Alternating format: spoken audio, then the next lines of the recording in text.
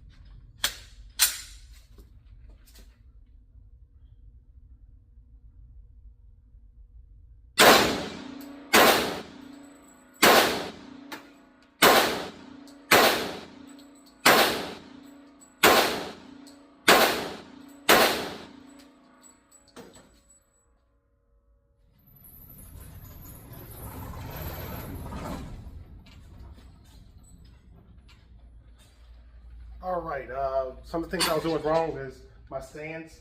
I was sort of standing like this, like in a fighting stance. That's what I was using before, but now I'm doing this. And also my elbows are locked in. I want to come in a little bit like this. That's what I was doing wrong. And I had like a death grip, and I was sort of lighten up the grip a little bit. So I think what I was doing before was coming in like this. I was sort of forcing it like this, and maybe that's why I was shooting a little bit to the left. So, well,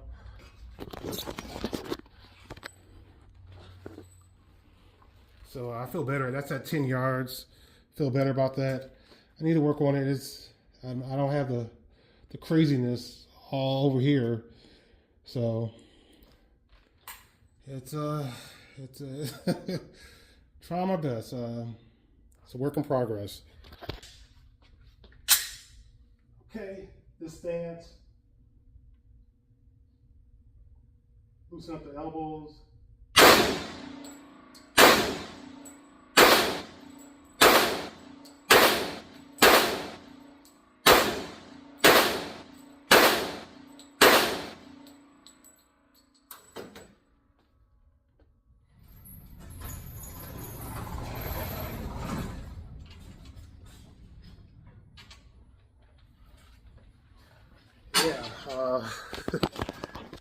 Gotta keep practicing. Still shooting a little bit to the left, but it's not ridiculous. So that's a little update for me. But, you know, if I had to bug in, I think I could last 90 days pretty easily based on the supplies I have. Maybe I might be able to help others as well. So how long could you bug in?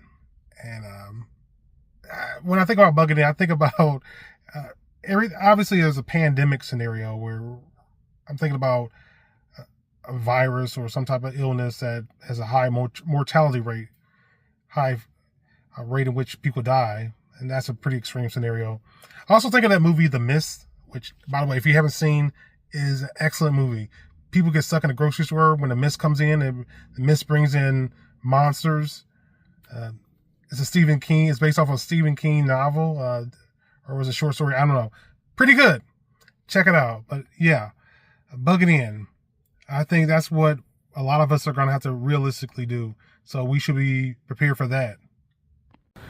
All right, I still have this medical bag. It has tourniquets. It has hemostatic gauze to stop the bleeding. Even have a little dental emergency aid pack right there. Have something for burns, a little burn tech, first aid for burns, gloves, scissors, more gloves, triangle bandage, stuff for fires, fire extinguisher, fire blanket, more tourniquets, another pack, more tourniquets, a lot of gauze, a lot of bandages, waterproof tape. So yeah, it's a lot more to this than just guns. I have water at home, water in the vehicles, I have MREs, meals ready to eat, got some Gatorade in there or Powerade.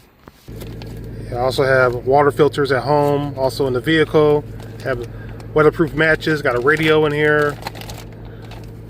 Got a little emergency blanket, some potassium iodine pills for radiation. Hopefully I'll definitely never use that. Got some more MREs, some stuff I can use to eat on the go. Tourniquet in this bag.